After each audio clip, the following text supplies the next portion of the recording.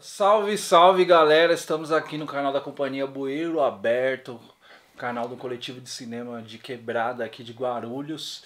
E eu sou o Daniel, estamos aqui hoje para falar sobre o filme Um Filósofo na Quebrada e sobre filosofia no geral. E ao meu lado está o Leandro, que pode se apresentar claramente. Quem é você, Leandro? Opa, meu nome é Leandro Almeida, na verdade não é Leandro Almeida, mas eu tenho que explicar isso daí. Leandro Almeida, e fiz um filme, fui protagonista de um filme chamado Filósofo na Quebrada, que a Companhia Bueiro Aberto produziu. E também sou professor de filosofia, sociologia, história, de música, de bateria. Comecei faz 2 meses, assim. Vou apresentar um podcast na Rádio Black Sampa no meio de junho. Ainda não temos data definida, mas provavelmente vai ser terça-feira, às 8h30. Tem uma banda chamada Banda Lixo Sonoro, que por sinal participa do documentário.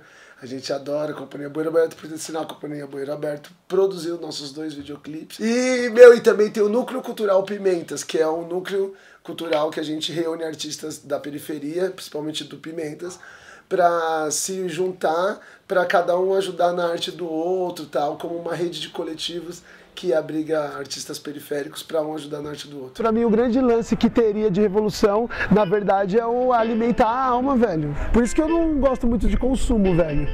Por causa que, tipo, eu penso muito assim, mano, pra que eu quero tanta coisa material, sabe? Até favelado tem iPhone, mas assim, cultura, educação, essas coisas que importam, tipo, eles ainda escondem. Quanto menos grana você tem, tudo é escasso no sistema que a gente vive. Tipo, enquanto você não gostar de si mesmo, do seu país, do seu bairro, da sua trajetória, você não vai lutar por você, mano. Todo mundo tinha que uma hora chutar o balde e largar, se desapegar de tudo dessas coisas externas.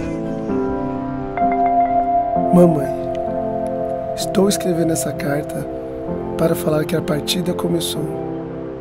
Nós temos que resgatar a nossa cultura, a nossa história, a história do nosso antepassado, a história de tudo quando começou, quando invadiram o Brasil. Curta-metragem, rodou vários festivais. Eu até esperava que tivesse uma recepção maior em festivais, mas é difícil. O festival de cinema é muito concorrido e tal, né? E tem a questão da linguagem do filme, né? Mas também teve uma recepção legal. Foi premiado, né, no Festival Filme Possível, Prêmio de Júri Popular. E também teve outros festivais que a galera recepcionou bem, assim, fez críticas bem interessantes, assim. Mas de qualquer forma era um filme que a gente queria muito que chegasse na população periférica, né, que está nos festivais, mas não necessariamente tem acesso a esses espaços, né, e a população do nosso bairro e da nossa cidade, que é aonde a gente fez o filme, né, que é na periferia de Guarulhos, né. E você gostou da recepção que a galera teve do filme? Sei que você exibiu na escola também. Exibiu na escola, no prédio que eu moro, com alguns amigos. Gostei, adorei, tipo, já falei algumas vezes, o objetivo no sentido de fazer as pessoas assistirem era principalmente meus amigos e familiares. E como meus familiares e os meus amigos assistiram, eu fiquei super feliz, porque como a gente lança as coisas, a gente tem faz um monte de produção artística, né? E a gente é pouco visto. Então eu falei, meu objetivo é fazer minha mãe assistir, meu primo assistir, meu melhor amigo assistir. Eles eu vou obrigar, nem que eu cheguei na casa deles. E aconteceu isso várias vezes ainda. Tem pessoa que assistiu à força, eu fiquei 1 mês, 2 meses no pé da pessoa. Tive que levar em casa. Mas foi cumprido. E algumas outras pessoas também assistiram fora. Assim, aliás, várias, a maioria foi de fora, né? Mas eu fiquei feliz por causa disso. Isso daí era uma meta que eu queria alcançar e nós conseguimos alcançar. Eu tinha esse objetivo pessoal e nós conseguimos. Esqueci de falar, eu também sou da Bueiro Aberto, lógico. Pô. Claro, tamo junto. Até a gente brinca, né, velho, que se fazer um cinema de bairro, né, acho que deve ter umas 20, 30 mil pessoas aqui nesse bairro. Nós estamos no Vila Rio, aqui em Guarulhos. Se a galera do bairro, por exemplo, do Pimentas que a gente gravou, né, sei lá, 70% do bairro vê o filme, já é um sucesso absurdo. Se for um cinema de bairro mesmo, né, que a gente consiga chegar no bairro, a gente conseguiria muita coisa. Acho que se 5% assistisse já ia ser um sucesso. Eu calculo 5% já ia ser. Com certeza. Que não foi, tá? Só da rua que o filme foi gravado já seria muita coisa também, né? Porque a gente já... muita gente que atua, né? Que mora, né? nesses lugares, né? Então já seria uma grande repercussão. Mas eu acho que eu gostei, assim, da repercussão. A gente sempre espera mais, né? Mas eu acho que o principal... Eu tô rompendo um pouco com essa ideia de público, né? Porque às vezes achava que... não, o filme precisa de ter, sei lá, 100 mil views na internet, né, velho? E às vezes uns 100 mil views meio que não é muito orgânico, assim, tipo... É 100 mil, mas assim, poucas pessoas veem o filme inteiro, compartilha com a ideia. Às vezes você tem 2.000 pessoas que vê, mas que vê o filme inteiro, que troca ideia, que entra no filme, né? Então muitas vezes a quantidade não quer dizer a qualidade, né? Sim, com certeza. E também eu aprendi que, na verdade, eu tava pensando assim, é muita pessoa, 1.000 pessoas é muita pessoa, 500 pessoas são muitas pessoas.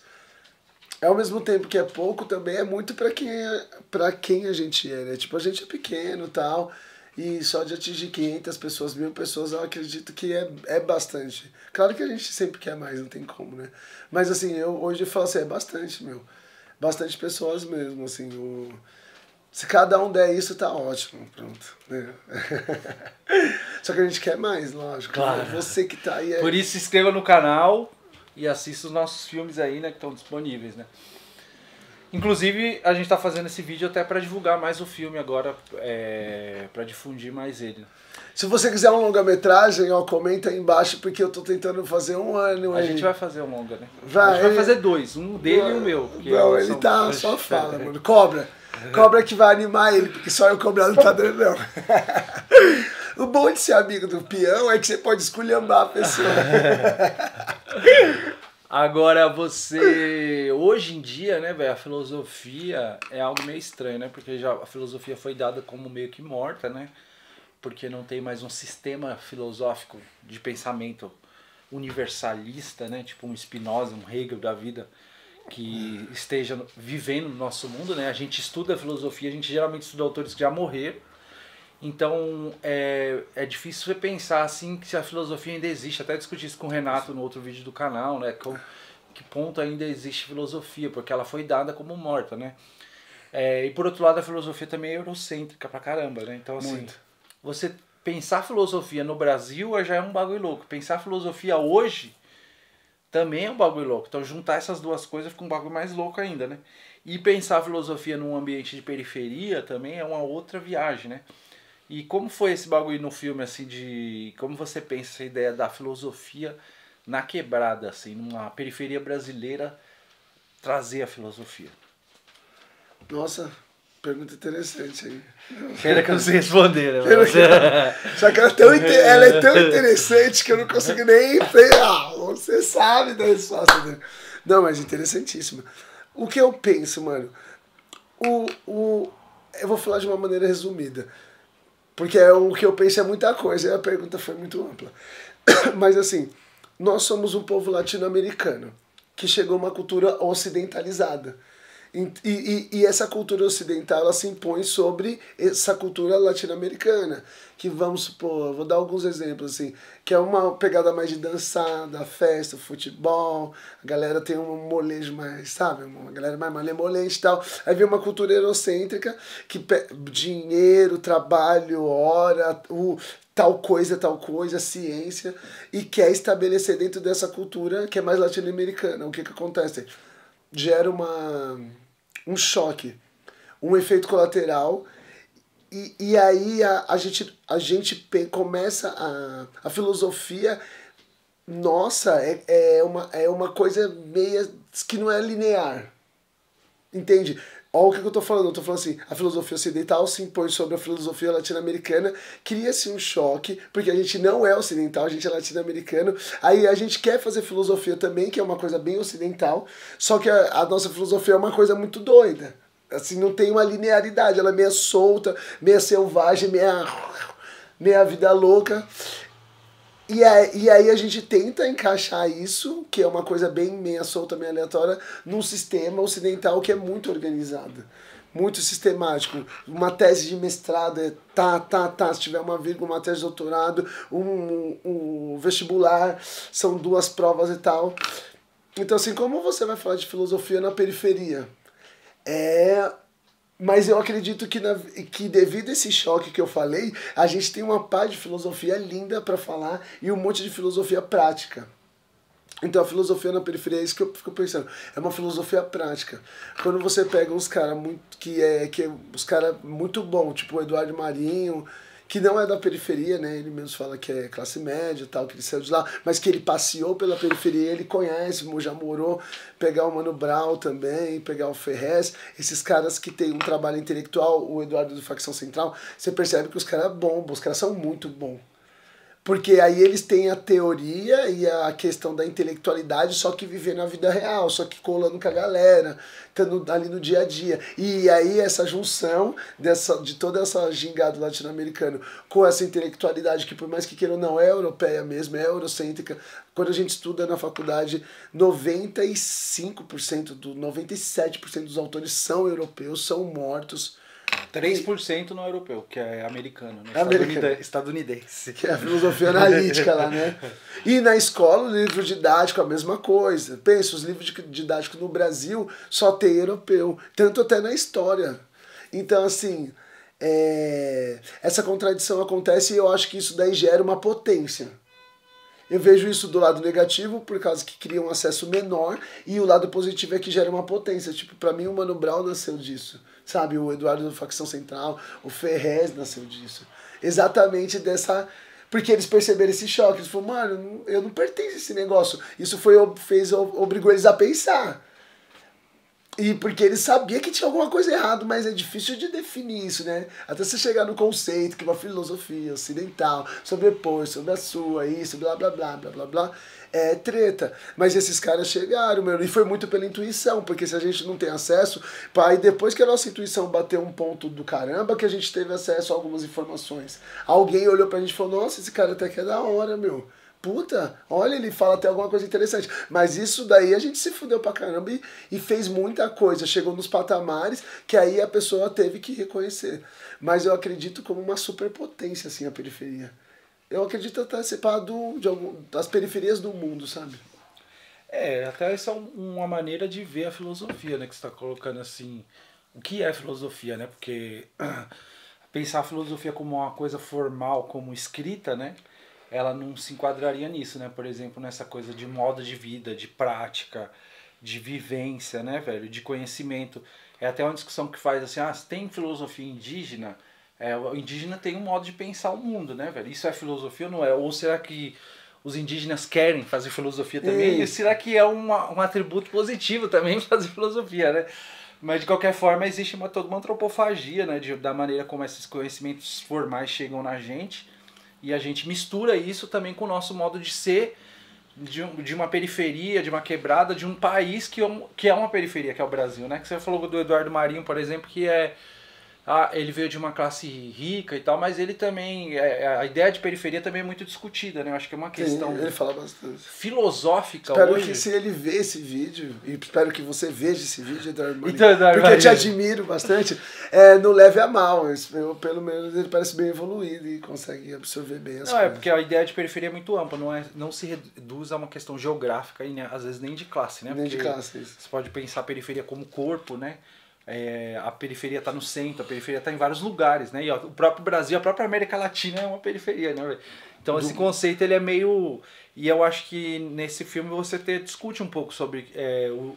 uma questão filosófica o que é ser periférico, né? O que é pensar a periferia, né? Filosoficamente. A filosofia, ela foi construída muito nessa ideia assim de uma formalidade, quer dizer, de uma escrita, de uma construção teórica, de um sistema... E aí você pega hoje, se você for pegar a origem da filosofia, lá na Grécia Antiga, por exemplo, ela era uma questão muito forte de oralidade, né? E a questão que eu falo do Sócrates, né? O Sócrates, ele era um cara que fazia o quê? Ele ia justamente lá nas ruas da Grécia, lá, né? Nas praças, trocar ideia com a galera sobre o que é uma vida boa, né? Como deve ser uma vida que é digna de ser vivida, né? Questionando filosoficamente as pessoas sobre questões humanas. E isso daí ele fazia muito pela oralidade, pela essa troca de ideias, né, velho? Então, e aí tem outros que falam até de uma origem filosófica em outros povos e tal, mas a filosofia também tem essa raiz de oralidade, acho que no seu próprio começo, que a gente pode pensar isso hoje, né? E não descaracterizando... Jesus, né? Jesus Cristo, que eu considero também um grande filósofo, e que também trazia muito a questão da oralidade, né?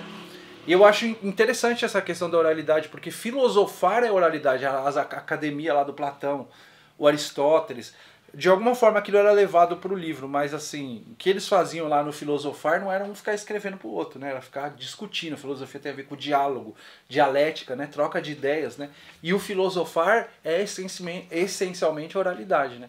Então isso daí é uma característica própria da filosofia que eu acho que não elimina a característica teórica, textual, né? Que a gente traz nesses caras que você citou, mas que é quando a gente dá aula de filosofia também a gente vai trazer isso, né? Não é só o diálogo, também a gente traz questões teóricas. Você queria falar? Sobre a questão sobre indígena ou os povos nativos terem filosofia. Eu acredito que eles têm, sim, e que o fato de eu pensar que eles têm não significa que eles têm ou que eles querem ter. Por isso que eu concordei com aquilo que você falou. Mas eu acredito que eles têm. Os árabes, os africanos, todos esses têm filosofia, mas não precisa ser a palavra filosofia, mas aquilo que a gente entende como filosofia. Que é tipo, quando o chefe de uma tribo vai lá e fala, dá uns conselhos, direciona para onde a tribo tem que ir, dá aquela assistência num sentido mais de organização e tal. Eu acho que esse cara é o filósofo desse lugar, do mesmo jeito que o monge lá, que as pessoas sobem uma montanha para falar. Ele é o filósofo. Tipo assim, cada lugar vai ter sua característica, mas esse negócio do questionar, de ir atrás da pergunta, de saber respostas coesas, coerentes, e de fazer uma elaboração, e de dar aquela brisada longa. Aquela viajada monstra. Eu acho que isso daí todos têm, velho. Só que podem ser com nomes diferentes, mas assim, todos têm caso eles queiram ter. Tipo assim, não é porque eu falei, mas assim, se ele falar assim, não, pra mim eu entendo isso, então tem. Se falar também não entendo, não quero, não acho legal, também, não tem. Pensar o mundo, pensar a origem das coisas é uma coisa filosófica, né? Até tem o Davi Copenau, lá dos Yanomami, que ele fala que os indígenas Yanomamis, eles não precisam de escrever livros, porque a própria pessoa já é um livro, né? E que nós, ocidentais, vamos dizer assim, né? Perdemos essa capacidade de comunicação oral e por isso que a gente só respeita aquilo que está no papel, né? A gente, quando alguém fala uma ideia muito foda pra gente, a gente tende a olhar meio... A gente só vai falar, nossa, esse cara é foda porque ele escreveu um livro. Nossa, então ele escreveu um livro, ele tá falando algo, né? E ele fala que ele é um livro, né? A pessoa dele é um livro, né? Ele não, o povo dele não precisa de escrever um livro. Como nós não ouvimos, né, os indígenas pela oralidade, porque o nosso povo é muito marcado pela escrita, segundo ele, o povo ocidental, vamos dizer assim, como um todo, né? A civilização ocidental, que eu acho que é diferente da periferia também, que tem muita oralidade, aí ele escreve o livro que é A Queda do Céu, que é para tentar falar pro homem branco, falar, já que você não me ouve falando, eu vou escrever então. E aí nessa escrita ele desenrola toda uma mitologia e explica também as questões por que os povos indígenas estão sendo genocidados, né, historicamente, né? Mas eu acho que essa questão da periferia também, que você coloca hoje, eu achei muito foda isso, né? De algumas pessoas que comentaram também, né? Uma questão filosófica pensar a periferia hoje, né? E você fala muito essa questão de um olhar para si mesmo, uma descoberta. Eu fiquei zoando que era tipo, conhece-te a ti mesmo da favela, né, velho? Porque o Sócrates falou, a gente tem que olhar para nós mesmos, voltar esse olhar para dentro, né, velho? E aí pensando a periferia como um universo, né, velho? Como é que você vê esse bagulho também de você coloca no filme de nós precisamos de olhar pra nós mesmos e ao mesmo tempo esse lance de autoestima e tal e de transformação social? É legal que na escola eu dou aula no Antônio de Ré, Macedão, mais conhecido como Macedão, e eu tô dando Nietzsche lá. pra molecada. E eu dei primeiro os conceitos dele, e agora a gente tá falando do Assim Falava Zaratustra. E aí, eu tô bem nessa parte do que ele tá isolado lá, voltando pra si mesmo, falando até que é uma forma de contrariar Platão, né? Enquanto no mito da caverna, sair da caverna é se desalienar, o Nietzsche vai entrar na caverna para ter sabedoria. E com certeza essa referência não é à toa, né? Ele critica muito Platão e Sócrates, que é a questão, a gente tá falando muito do pensamento ocidental. Essa maneira que o pensamento ocidental é estruturada, de bem, mal, céu e inferno, tudo os extremos, Deus e o diabo, né? Eu tô tentando passar essa visão na sala de aula e mostrar o quanto que nós pensamos desse jeito. E nem paramos para pensar que pensamos desse jeito. A pessoa morre, ela nunca nem imaginou que o pensamento dela tem uma estrutura, que é uma estrutura ocidental, que foi colocada a gente à força. E a gente só vive, né? E aí, nas aulas eu tô passando exatamente que isso daí foi uma estrutura mesmo, isso foi pensado. Então, o Nietzsche faz essa crítica, essa estrutura, né? Ocidental, o Nietzsche vai fazer essa crítica ocidental, que ele acredita que foi Platão e Sócrates que fundamentou isso. Eu acho que é um exagero, tá? Acho que é um exagero, acho que foram várias outras coisas, inclusive o Platão e o Sócrates. Não discordo dessa parte. E você perguntou outras coisas, mas essa daí eu queria falar. Da periferia, assim, né? Até pensar uma vontade de potência, que você falou do Nietzsche, né? Essa potência de viver, de estar vivo, de ir pra cima. E de a periferia se enxergar e não olhar pra fora. Porque a gente está sempre olhando pra fora e vendo um exemplo de fora, né? E filosofar sobre a periferia também é olhar pra dentro, né? Muito pra dentro, acredito. Basicamente. Eu tava falando que eu vi uma frase do... Eu não sei, eu acho que é do Nietzsche, né? Que o Bruno me mostrou. A primeira vez que eu fui na casa do Bruno, ele tinha um computador lá no quarto dele, né? E aí tava lá escrito: você é tão chato que não consegue ficar consigo mesmo. Aí eu falei, nossa, mano. E eu fiquei encucado com essa frase. Eu falei, nossa, faz sentido aí.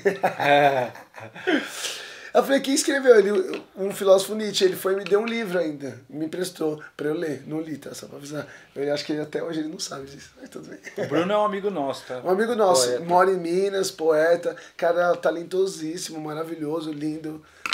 Ele vai assistir esse vídeo, um beijo, um abraço, te amo, amigo.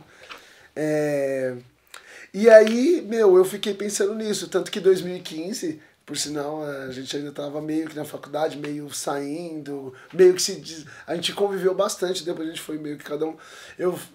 Fiz um mochilão para Goiás com uma mochilinha só e cortada a alça. E fui ficar sozinho no mato. E fiquei uns... E foi legal, eu falei, mãe, eu tô indo para Goiás, eu não sei quando eu volto. E ela foi, como uma mãe extremamente, né? Minha mãe é diferentíssima. Falou, tá bom. Passou-se 2 meses e eu fui obrigado a ligar pra ela, porque eu comecei a morar na casa de uma galera que eles ficavam, liga pra sua mãe tá preocupada. Liga pra sua mãe tá preocupada. E eu, não, minha mãe é mó suave. E minha mãe é suave mesmo. Tá, um beijo, mãe. Eu sei que você também vai vir. Aí, né? E aí olha que impressionante, mano. Eu fiquei tipo assim 1 mês e meio. Não, mais de 2 meses eu fiquei sem ligar então. Porque eu fiquei 1 mês e meio sozinho. Na verdade, eu fiquei 15 dias com uma galera, que foi a que eu viajei, que eu fiz um mochilão. Aí foi diminuindo, aí depois eu fui pra Chapada com umas 5 pessoas. Aí depois essas 5 pessoas foram embora, eu fiquei sozinho. Aí fiquei 1 mês e meio sozinho. E fiquei todo dia indo pro mato. Morando na rua, de um terreno que eu esqueci a pessoa que me deixou morar nesse terreno. Eu queria agradecer ela também. Tipo, eu esqueci o nome dela, mas ela deixou eu morar no terreno dela e tal. Fiquei lá. E todo dia eu ia pra uma cachoeira, ia pro mato. Eu fiquei sem tomar banho de chuveiro, sem escovar os dentes. Mas eu escovava com a mão, tá, pessoal? O bafinho dá uma resolvida. Eu até brincava, falei, mano, lá eu não só comia, é exagero, eu só comia, mas lá meu alimento básico era manga, assim, tipo, manga era o que eu tinha garantido, arroz, feijão, uma janta, um café, eu tinha que correr atrás, tava sem R$1, então eu tinha que sair, e aí o garantido era a manga, tava na época da manga, ela tinha muita manga, depois foi do abacate e da jaca, manga, abacate e jaca eu comi muito, assim, aí eu falava que eu fiquei um mês cagando amarelo. Por causa disso. Depois fiz uma viagem em 2017, que também fui com um amigo Jô e a Tchelle, morar no MST. Montei uma casa no mato lá, sozinho também, mas aí depois levei minha... Eu era casado, fui sozinho com esse pessoal, e levei minha menina depois. Depois a gente se mudou, veio o filho dela, depois a gente se separou e eu fiquei sozinho.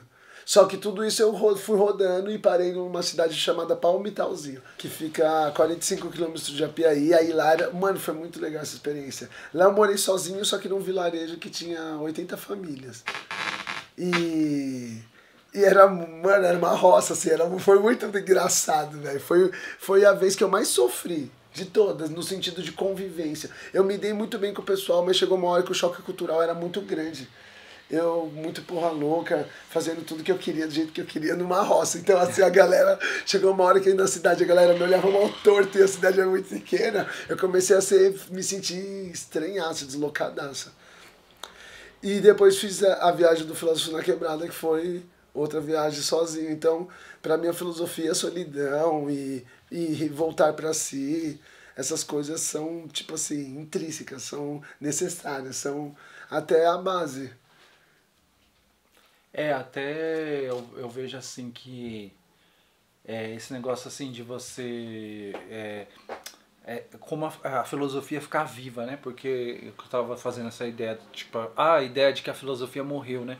Porque quando a gente vai na academia, às vezes a gente tem essa impressão, né? De que... Mas não morreu?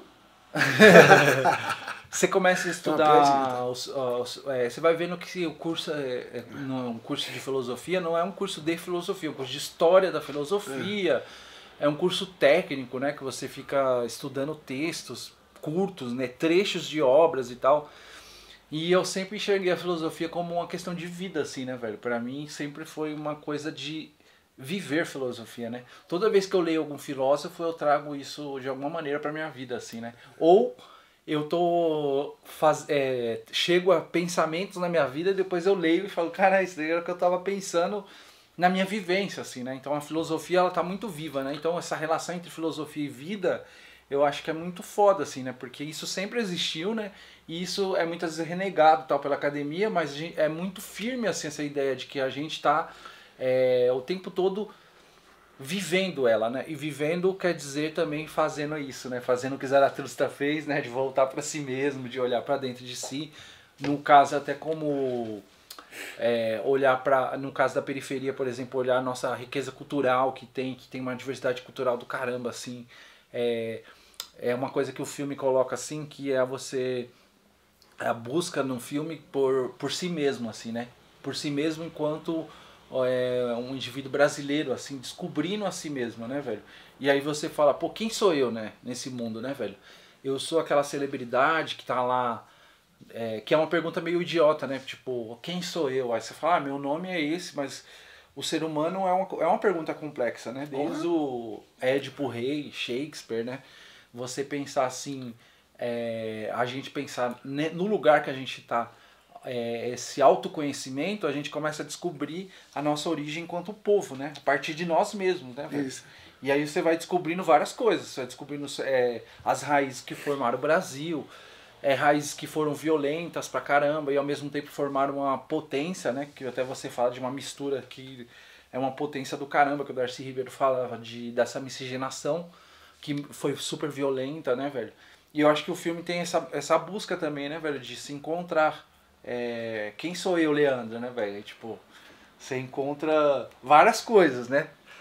E até você fala aqui no filme que, tipo, já aprendi muita coisa sobre o ser humano, mas ainda tem muito a aprender, né? Também o conhecimento, quanto mais você aprende... Mais você tem a aprender. Né? Mais você tem a aprender. Menos você vê que você sabe que a ignorância, que a humildade é o principal para ter conhecimento, né, velho? E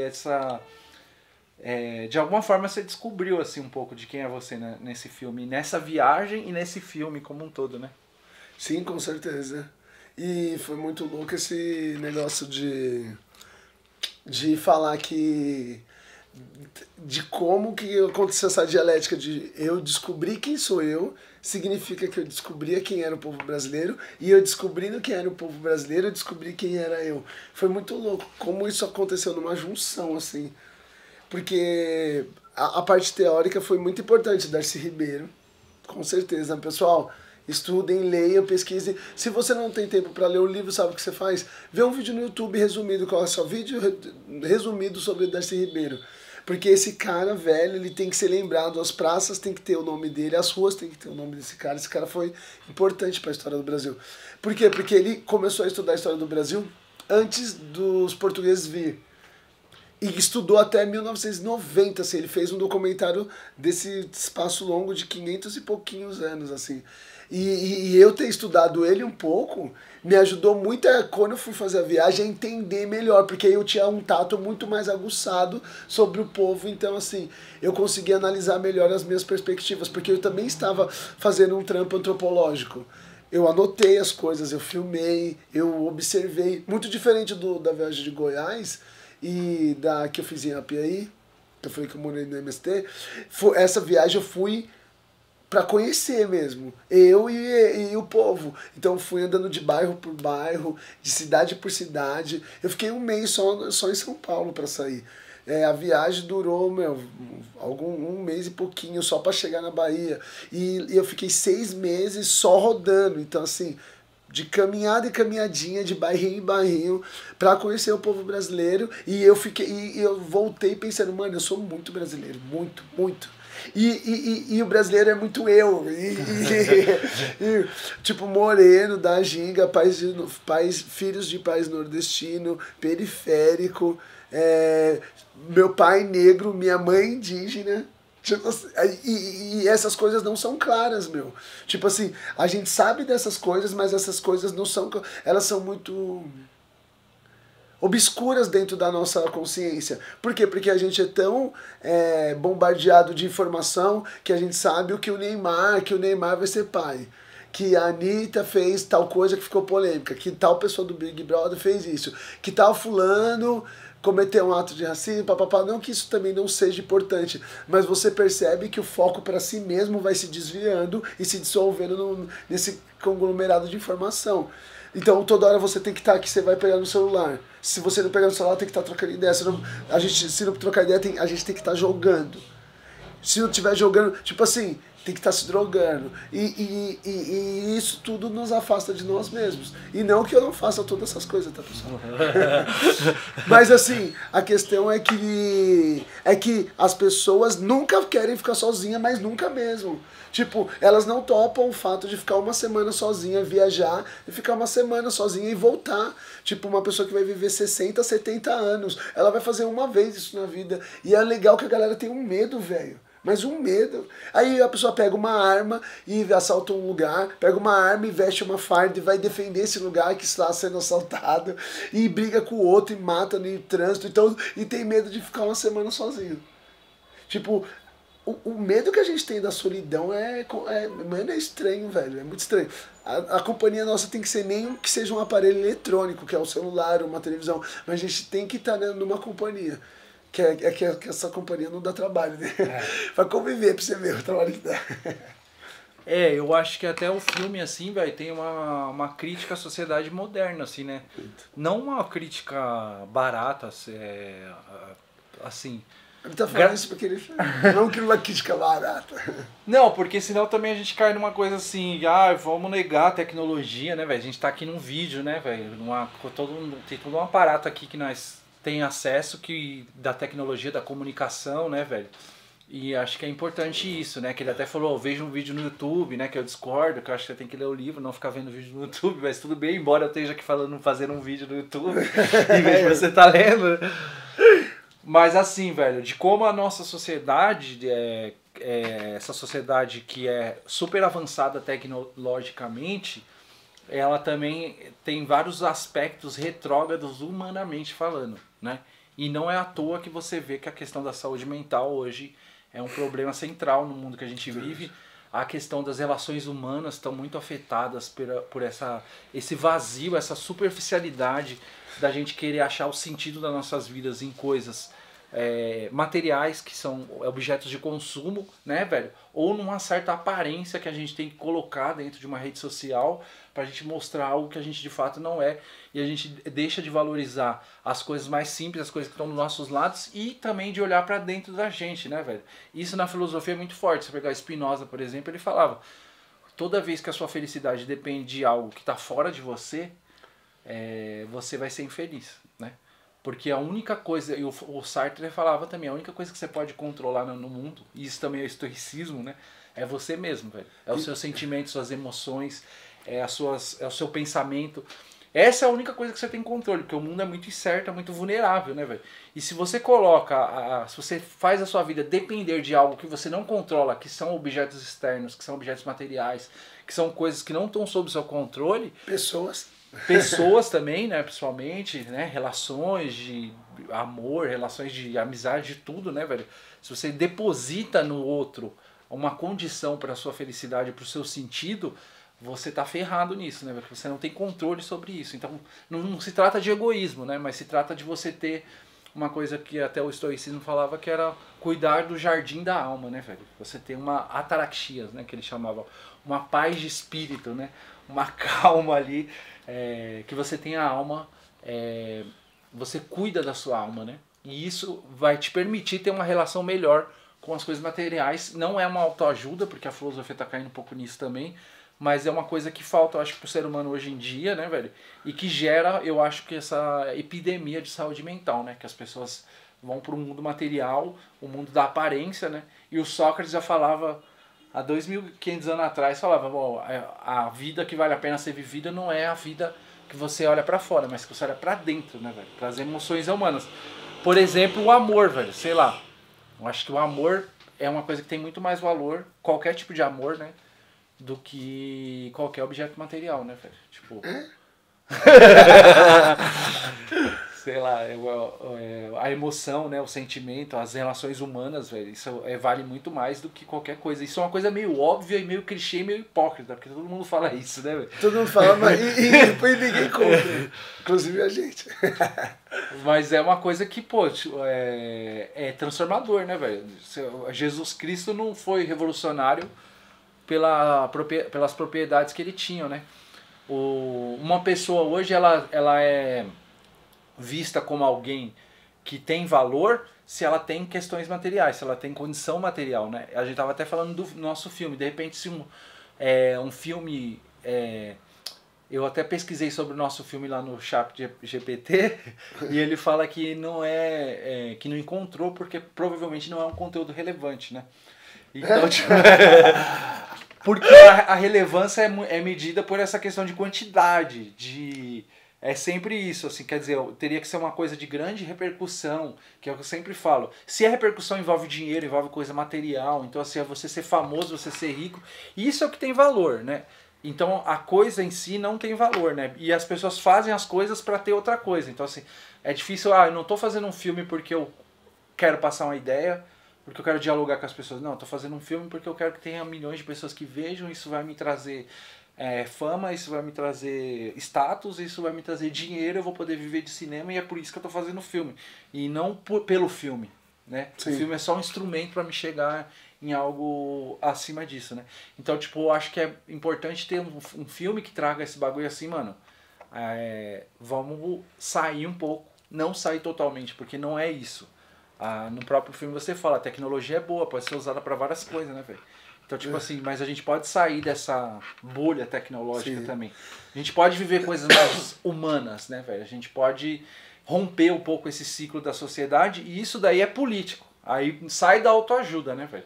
Porque é uma coisa política também, questionar o sistema, né? Que nem você fala de plantar lá, dos bagulhos. Você começa a valorizar coisas que não são puramente materiais. Só isso, porque material é essencial para viver, mas isso daqui não é... A vida não se reduz a isso. Você começa a bater de frente com o sistema, né, mano? Você imagina se milhões de pessoas começam a olhar e falar assim, mano, a vida não se reduz a um celular. vai ter uma crise na indústria de celular, de propaganda, né, velho? A gente, na verdade, lá no filme a gente fala ainda, nossa intenção é essa. Só que eu penso baixo, né? Eu não sou uma megalomaníaco, né? Já fui, já. Aliás, eu acho que eu nunca fui na prática mesmo, né? Já pensei algumas coisas, mas eu sou bem contente com as coisas do jeito que acontece, com a vida do jeito que ela é. Então, mas eu penso assim, essa intenção mesmo, de tipo, da gente, mesmo por causa da natureza. A natureza, se a gente for pensar, é usufruir muito dela, meu, é extrapolar os limites que ela pode dar ao ser humano, né? Uma pessoa poder ter um jato, um avião, uma frota de carro, uma frota de não sei o que lá, ter não sei quantos empregados para cuidar da casa dele, não é nem da empresa. É totalmente desnecessário, né, velho? Tipo, ostentar dessa maneira. As pessoas acham bonita a ostentação. Os alunos, eu vejo lá, eles acham bonito, os professores acham bonito, os meus familiares acham bonito, meus amigos, meus vizinhos. A maioria da galera, é difícil você encontrar alguém que não ache legal ostentar, velho. Que não ache legal ter coisas boas e de marcas boas e mostrar essas coisas. E isso daí é conhecido até como símbolo de vitória. Hoje mesmo ontem eu cheguei na escola com o carro da minha mãe e umas pessoas falaram assim, estourou, não sei o que lá. Aí uma outra pessoa que falou assim, graças a Deus conseguiu, hein? Eu falei, conseguiu o quê? Ela falou, um carro. Eu falei, não, esse carro é da minha mãe. Ah, mas se Deus quiser, você vai ter um. Eu tô profetizando. Aí eu falei, mas quem disse que eu quero ter um carro? Tipo, a pessoa, não, mas você vai conseguir. Eu falei, não, mas quem disse que eu quero conseguir ter um carro? Eu já tenho da minha mãe, né? Quando eu preciso, eu pego dela. A pessoa acha que eu vou jogar uma ideia filosófica, né? Não, é porque um carro consumo. Não, é que eu já tenho da minha mãe, eu pego dela quando eu preciso. Pra que eu vou ter igual prejuízo? Não, mãe, é brincadeira, hein? Continua emprestando, que eu tô precisando dele.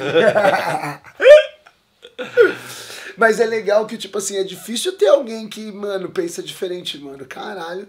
Eu até de vez em quando eu dou uma desanimadinha. Por isso que eu acho que de muitos anos pra cá eu não convenço mais as pessoas, não fico mais gastando meu tempo, trocando ideia, tipo, a pessoa argumentando a favor do capitalismo e eu tentando contrariar as ideias dela. Eu viro as costas e vou-te embora. Tipo, no máximo jogo 2 palavras igual essa e vou embora. Não fico esticando o chiclete. Se eu preciso provar alguma coisa através das minhas práticas, pronto. Nada de dar uma de pastor, de dar uma de ficar lá, nossa, meu, faz o que você quiser. E isso até é legal, mano. Depois que você começa a fazer isso, você percebe a liberdade que dá, porque ninguém tem nada a ver com a sua vida e nem com você com a de ninguém, velho. Tipo, cada um faz o que quer, meu. É mó besteira ficar cuidando da vida dos outros e falando que se a pessoa tá certa ou tá errado. Você viu o que fulano fez? Você viu que tal? É bom trabalhar numa escola que tem muita gente. E aí você vê o que a maioria das pessoas faz. Que é bem isso mesmo, né? Tipo assim, as pessoas ligam para problemas muito pequenos. E se estressam com... Você viu o que fulano fez, você viu o que fulano falou, você viu quem deixou tal coisa em tal lugar. É tipo, é tanta coisinha pequena, velho, que eu falo assim, nossa, graças a Deus eu já saí dessa, mano, e não tô nessa daí. Pra mim, a vida é uma só... É igual vontade de potência do Nietzsche. Se eu quero alguma coisa, tem que ir atrás e vamos embora. É isso. Até eu acho que você... assim também você aprende, né, véio, com as pessoas, né? Porque a gente também tem essas visões, às vezes, o filósofo, sim, muitas vezes ele acha que ele é o Platão já falava lá na caverna, né? Tipo, na caverna República, né? Que o filósofo vai sair da caverna e tal, e ele vai governar e tudo. E o filósofo, às vezes, parece que ele tá um pouco acima, né, das pessoas. Eu acho. Mas ele não tá? Acho que tem um diálogo aí, né, velho? Também você, ao mesmo tempo que você também tá se contradizendo, você também tá aprendendo, né, com as pessoas, assim. Com certeza. Então é um processo de aprendizado. E uma coisa que eu acho foda também, assim, né, que eu falei assim, você fala assim, a revolução é alimentar a alma, né, velho? Porque talvez as condições materiais... E tem até um filósofo que fala um pouco disso, que é o Marcuse, né? Que a gente tem condições materiais assim para transformar a sociedade, para acabar com a fome e tal, e talvez falta pra gente uma mudança biológica no sentido de instintos vitais, né? Que ele até fala da gente valorizar mais a vida, né, velho? A integração, né? A troca, o amor. E talvez uma questão moral que para um marxista mais ferrenho já seria um xingamento, né? Você pensar moral dentro da sociedade. Mas acho que no final, para mim, tá tudo relacionado, né? Questão moral, questão material. E também a questão de você mudar a alma, mas você mudar o corpo, porque as coisas não também estão separadas, né? Que a filosofia tem uma história de dicotomia entre alma e corpo. E você, no filme, você coloca é muito forte a questão do alimento, né?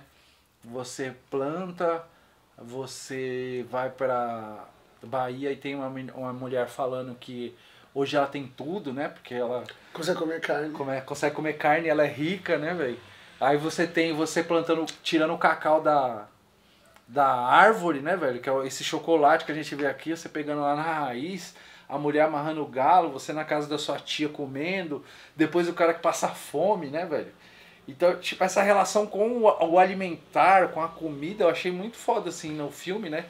E eu acho que é uma questão filosófica hoje, né? Pensar a alimentação, pensar o sistema de alimentação que a gente tem, né, velho? E como isso impacta também no nosso emocional, né, velho? Com certeza.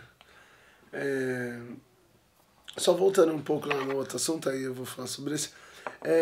Sobre o aprendizado que a gente tem com as pessoas, eu também considero isso.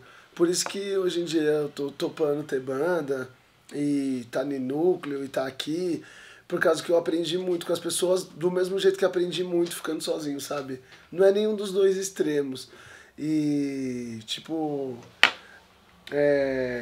E quando eu falo assim das pessoas, da maioria delas, tipo, não é hierarquizando as coisas, eu acho que é só escolhendo as coisas que eu quero e que eu não quero. Tem coisas da hora na população, um exemplo, que eu acho quebrado, um bagulho na quebrada que eu acho muito lindo, é tipo ver criança na rua, a galera, por mais que não tenha grana, fazer o churrasquinho, por mais que esteja ferradaço, sempre tá tentando ajudar o outro, isso daí eu acho da hora. E aí eu fiz algumas críticas das coisas que eu não acho da hora. Que eu, tipo, você fala assim, não, isso daí eu também não quero, tá ligado? E é bom ter esse discernimento, saber escolher, saber separar, saber que nem tudo tá no mesmo bolo, nem tudo é 8 e 80, exatamente. Você precisa estar ou lá ou cá. Você pode pegar um pouquinho de lá, um pouquinho de cá. Então, assim, o aprendizado é sempre bom e a gente aprende em todo lugar. E é bom ter discernimento. E sobre essa questão que você falou da alimentação, eu acho que é por causa da pobreza, velho. Tipo, quem é que mora no extremo dos lugares? Os pobres. Quem é que mora na rua? Quem mora mesmo na periferia, tudo. Então, assim, a gente pensa muito em alimento. Quando quer reunir pobre, o que você faz? Dá comida. A fila da merenda sai pocando de gente. Eu mesmo, ó, eu cresci em ONG. Eu lembro até hoje, eu cresci em ONG. Eu e meu primo Lucas, a gente cresceu lá na ONG do CJ, Vila Maria. Uma ONG, por sinal, de uma igreja evangélica. E por quê? Porque lá tinha comida.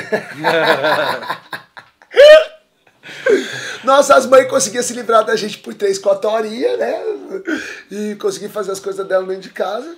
E a gente conseguia comer. Então, assim, era um acordo perfeito. Eu lembro da comida de lá até hoje, da saladinha cortada de alface, tal. E qual as festas que eu vou, que reunir as pessoas, comida, bebida.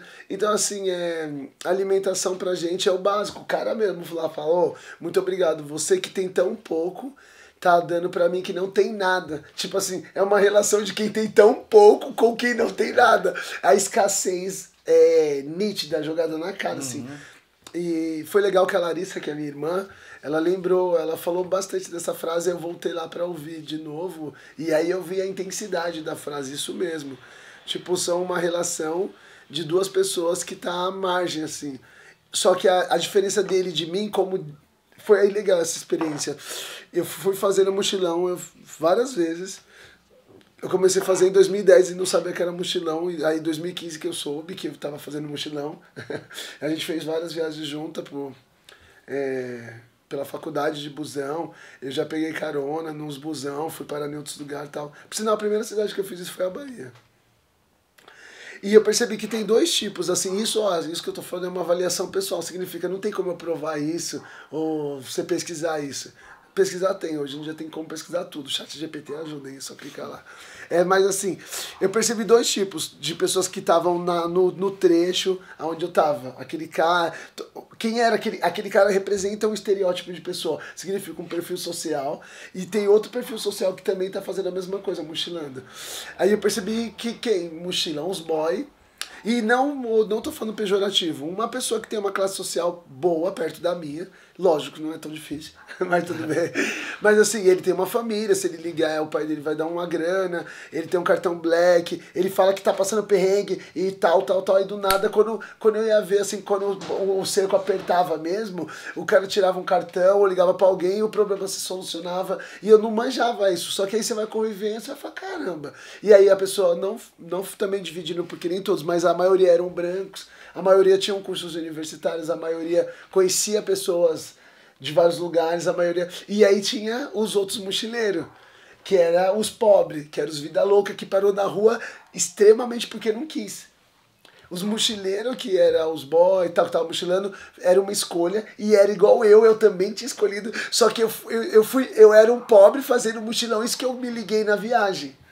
Porque aí eu trombava os vida loucos, os malucos que estavam na rua, que também estavam no trecho, só que eles pararam no trecho por motivos horríveis. Assassinato, briga com família, mas não é briga com família de um odiar o outro, é de morte, de facada e de espancamento, e nego que batia a mãe, nego que separou da mulher, e mano, eram umas histórias que quando o cara terminava de me contar, eu falava, caralho, ainda bem que eu tô na rua, me dou bem com a minha família, não matei ninguém. Tipo, adoro minha mãe, adoro meu pai, adoro minhas irmãs, meus tios, meus amigos, tipo assim, eu via que era umas tragédias feíssimas, mano, eu falava, cacete, e os 5 era mais trauma. Tipo assim, eles odiavam o estilo de família que os pais dele levavam, que os amigos deles levavam. Tipo, ele se enjoou do capitalismo, exatamente do que a gente tá falando, de tudo superficial, de sem amor, tudo é interesse. Eu percebia que eles tinham enjoado disso, quem tava no trecho. E aí o outro perfil era os vida louca, que não é que tinha enjoado. O cara tinha uma vida desgraçada, velho. Tipo assim, mano, eu falava, porra, a galera sofre pra caramba. Tipo, eu encontrei assassinos assim, ó. Tipo, mano, estou fugido porque matei uma pessoa e tô foragido, tô fugindo. Eu encontrei esse cara do filme, ele andou meio ano, ele andou 6 meses a pé. Ele tava, mano, quando eu tava... Falei, mas não tem como você tá andando. Ele foi... Eu saí de Itabuna é perto, mas esse cara, ele taca na meio batido, então ele rodou. E o cara tem várias linhas de raciocínio humano. O cara é mal bonito, velho. Bonito, pensa bem, só que, tá 6 meses andando e foragido, e fugido, e tretado. Então eu falei, foi muito legal ter percebido isso. E era legal que eu era os dois. Eu era um universitário, fiz universidade, já tinha viajado inclusive para fora do país.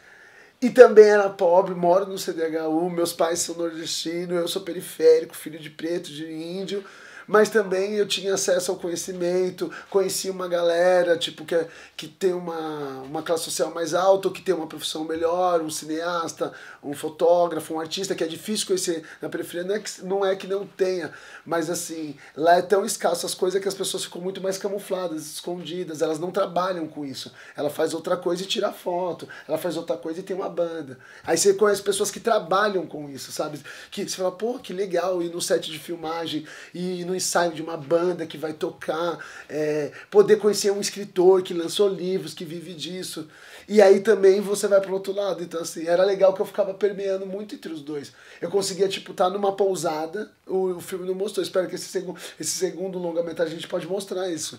Aí eu tava numa pousada chique e também passar 2, 3 dias tá dormindo na rua, no lixão mesmo, de um prédio, por sinal, na frente, lá em São Paulo, lá na Bahia. E tipo assim, eu ter ido nos dois, e num espaço curto de tempo. Tanto que eu comecei a criar a teoria que fazer mochilão é uma montanha russa. Quando você estoura, mano, a pessoa te abraça e fala, vem cá. E te trata... E quando você também não estoura, você passa fome, ninguém te dá nada, você é rejeitado, preconceito, dorme na rua, no lixo, a polícia passa, já te olha torto, os moradores te olham torto porque os moradores também não te conhecem. Quando você tá caminhando... Uma coisa é você ser morador de rua e você morar ali. Todo mundo já te conhece e tal. Outra coisa é você passar ali na esquina da sua casa e tá dormindo um cara que você nunca viu na vida. E aí todo mundo cismado. A mídia tendenciando para as pessoas serem medrosas e ficarem pensando só em violência. Aí passa a ver o maluco ali, eu fiquei várias vezes com medo, assim, porque várias vezes as pessoas me olhou tortaço, assim, na maldade exata. Para um cara de Kombi na frente da minha casa e dorme, tá ligado? Sem... Então, assim, mas foi legal essa questão de perceber esses dois personagens sociais, assim. Nossa, que massa, velho. E aí dentro disso tudo tem a filosofia, né, velho? Pensar... de alguma forma um filme meio filosófico, assim, né? Sim. Embora possa ter visões de olhar e falar, isso não... Que filosofia que tem aí? Mas acho que tem muita, né? De filosofia, né? De descoberta de si, do outro, né, velho? E de uma experiência, né, velho? Que acabou virando filme, né? Isso, eu acho que, filosofia, antropologia e sociologia tem muito. A sociologia é a perspectiva de analisar a sociedade, passar por ela e colocar conceitos sociológicos dentro das nossas análises. A antropologia, por tentar descobrir quem é o povo brasileiro, de colar na casa das pessoas, por perceber detalhes culturais, característicos de cada povo, sabe assim, de cada nuance que tem entre essas pessoas e essa família e essa classe social e essa... E desvendando esse negócio, e filosofia pela questão, né? Por entender as coisas, por buscar o conhecimento através da essência das coisas. Como que surgiu isso? E questionando as coisas, questionando tudo, né, meu? Questionando até a questão que você estava falando do corpo. Até quando que eu aguento? Até quanto que eu aguento? Sabe? E é muito legal, meu. Eu estou estudando muito neurociência. O quanto que a gente aguenta é o quanto a nossa dopamina é injetada. Tipo assim, a dopamina é... Mano, a gente tem que falar de autoestima. Você até me perguntou, eu falei pouco de autoestima. E você me perguntou. Falei da periferia, olhar o conhece a ti mesmo da favela é também uma vontade de potência de se afirmar periférico, sem romantizar uma vida precária, tensa, que tem que ser mudada, que talvez até tem que ser explodida, né? Mas é isso que é a dialética, né, velho? Porque também... se a gente não gostar de nós mesmos, né, velho? Quem vai gostar, né, velho? Essa daí foi boa. Essa eu ouço desde que eu nasci. Se você não... Aí eu posso mudar de assunto?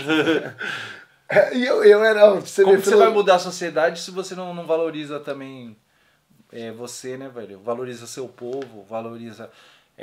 muito de você tem que ser destruído e do seu povo também. No sentido de que a gente reproduz opressão, né, velho? Mas também... Muito tem que ser mantido, né, velho? Porque também a gente é foda pra caralho, né? Isso, esse lance da autoestima. Por que a gente faz um cinema de quebrada? Por que a gente faz uma música de quebrada? Por que a gente faz uma fotografia de quebrada? Por que a gente faz arte de quebrada? Sábado mesmo fizemos o Underground Park. Por sinal, eu queria mandar um abraço pro Igão. Representou muito pros DJs que tocaram lá. Pro Veto. Pro Audax, tá ligado? Os caras representam demais. Pro Núcleo Cultural Pimentas, pro Carlos, pra Sandy. A galera que contribuiu do Núcleo, que eu também não sei o nome, são várias pessoas. Mas o que acontece? Tipo, essa galera pegou e a gente fez 14 horas de música na periferia. Pensa, 14 horas, bancar 14 horas de música numa praça e com autorização da prefeitura. Por quê? Porque... a gente foi bem organizado e isso daí tem tudo a ver com autoestima. Só que é isso que é o da hora. A gente prega essa bagulho da autoestima, mas até a galera que tá fazendo, a gente toca muito a música dos outros, a gente fala muito sobre os outros, quem é foda é muito os outros de fora. Até a gente que faz o trampo, que tá lá produzindo bagulho, não tem dificuldade de reproduzir nossas músicas. Igual, eu acho que no evento inteiro de 14 horas não tocou uma música da quebrada. E eu sou artista, o Veto é artista, o Igor é artista. E tipo, a gente não tocou nossa música. E é difícil corrigir esse defeito na gente. Eu converso com os caras, eu tento falar que precisa, eu mando o bagulho, mas, mano, caramba, é um bloqueio, uma barreira que pra quebrar é treta. Eu tô tentando, hein? Uma hora vocês vão perceber o que eu tô falando. Mas assim, mano, o bagulho é treta, a gente tem dificuldade, nós temos essa dificuldade do caramba. Mas ao mesmo tempo a gente tá num momento bom sobre produção.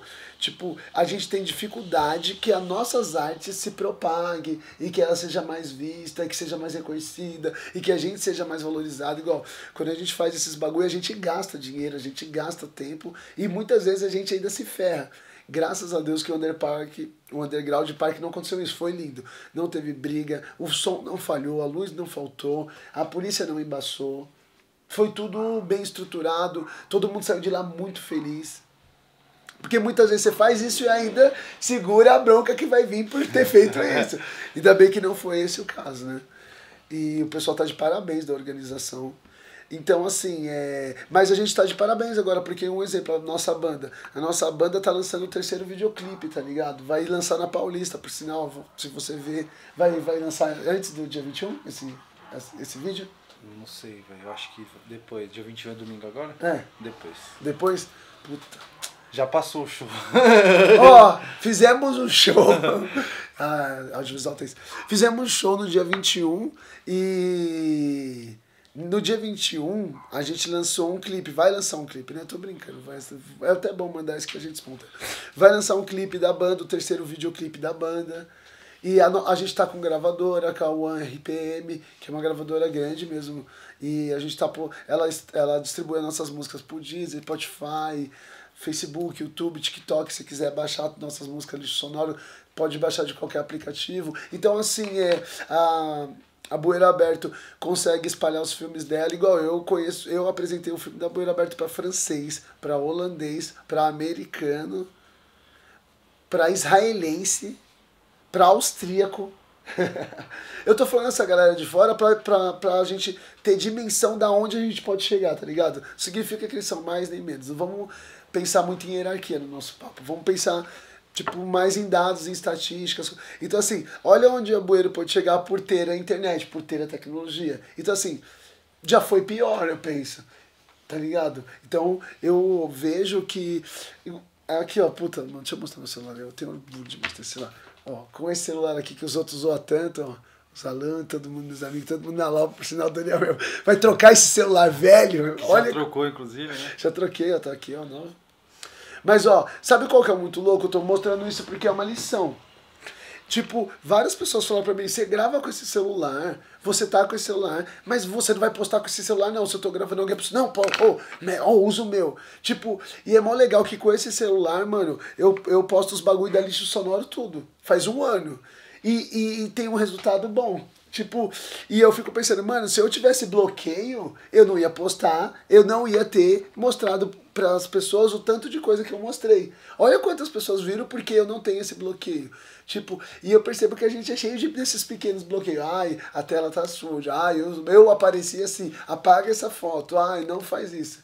Eu sei que muitas vezes eu posso falar isso meio com desdém, soa mal, mas assim, é que pra quem, eu vou ser sincero, mano, pra quem morou no mato e passou fome, cagou no mato de 1 mês e meio, tomar banho no rio, aí você fala assim, caralho, mano, tipo, o Wi-Fi não tá funcionando, isso é motivo de você estar estressado e de estar de mau humor.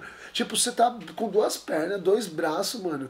Você tem saúde, você anda. É sério que você tá de mau humor por causa disso. Você tá de mau humor porque alguém falou X coisa, tá ligado? Uma palavra. A gente fala tantas palavras no mundo. Isso é... Então, assim, essa sociedade moderna cria muito tiques nas pessoas, muitos bloqueios, muitos toques. Ah, eu não faço isso se não tiver aquilo. Eu não como arroz se tiver tal coisa. Eu não como isso se tiver aquilo. Eu não vou na casa de fulano se fulano tiver. Eu não vou ciclano porque eu não tenho dinheiro. Então, e tipo, acho que isso daí limita muito a gente, meu. A gente tem que olhar pro bagulho e, mano, o que eu quero é isso, o que eu quero é chegar até o outro lado da rua. Se vier carro, eu espero. Se vier gente, eu peço licença. Se vier chuva, eu pego chuva, caralho. Eu tô falando isso não que eu cumpra tudo isso, tá? Mas assim, a ideia é essa, velho. A ideia é essa, mano. Tipo, largar de biricutico, largar de pereco-teca e, mano, pra meter marcha no bagulho, mano. Isso daí é um recado pros meus amigos frescos. Que toda hora fica colocando posição pra não fazer coisa simples, porque, ai, não veio, não foi, não vai, ai, esse dinheiro, boa, tá. Beleza? Pô. Polêmicas. Polêmica. Vou marcar aqui todos esses meus amigos que eu tô falando. Mas é isso aí, mano. Da hora trocar esse papo. A gente vai falar outras coisas também. E da hora que esse filme reverberou, né, velho? Então, eu acho gostei. que esse filme vai gerar outras coisas, né? Eu acho que vocês podem até colocar aí nos comentários o que vocês acharam do filme e que vocês acham que deveriam ter no filme. De repente a gente dialoga sobre isso, né? Que a gente tá pensando muito esse diálogo da filosofia com o cinema, né, velho? Eu sou professor de filosofia também, exibi esse filme para os alunos, né? Tem esse diálogo muito forte, assim, de trabalhar periferia, cinema e filosofia, educação, essa mistura toda, né, velho? E espero quem não viu o filme que assista, compartilha aí pra galera. Compartilha se quiser também, se não quiser não compartilha, se não gostar também. Não, compartilha. Se não compartilhar eu vou te buscar, pô. Eu já tô ignorante. Eu acho que também é isso, né, velho? Você quer ouvir uma ideia diferente, eu acho, né, mano? Tipo, uma ideia de parar pra ouvir uma ideia que não é tão superficial assim, né? Não é tão superficial. É superficial, só não é tão superficial. Mas É tanta coisa que você tem que ouvir na internet, de repente você ouvir uma proposta de pensar a vida, né, velho? Através de um filme, né? De um cinema, né, velho? Isso eu acho legal. E de um cinema feito também na raça, um filme independente. Nós fizemos esse filme sem grana nenhum, como a maioria dos filmes que a gente já produziu, a gente faz na raça mesmo, mano. Sem... nós por nós, né, velho? E isso tem muito na Quebrada, como a lixo sonora, né, velho? Que tá no filme, como várias artes da Quebrada, e como a vida também na Quebrada, de alguma forma a galera tem que se virar, né, velho? A gente se virou aí, a gente se vira, né, fazendo esse cinema aí. Então é isso, velho. Agradecer quem colou. Você quer falar mais alguma coisa? Sim, claro. Vou aproveitar, né? Já que tá todo. Então, muito obrigado. Como eu ia dizer. Ainda bem que o Daniel é engraçadinho. Mas, se você gostou desse vídeo, curta, comenta, compartilha, ative o sininho. E assista ao filme, por favor. E, não se esqueça, longa-metragem de um filósofo na Quebrada. Vai ser papocar. Vai ser o estouro, vai ser o comentário do momento, tá ligado? Com certeza, eu tenho certeza, né? Eu acredito bastante no potencial desse filme pela história, tá ligado? Não tem nada a ver comigo, tem a ver com a história, porque é a história da Quebrada e a gente mostra várias pessoas, sabe? A gente não é narcisista de mostrar só a gente. A gente mostra a gente pra cacete aí. Então, o recado é esse. Valeu quem ficou aí até a gente agora. Espero que todo mundo tenha gostado, né? É bom que as pessoas gostem. É nóis.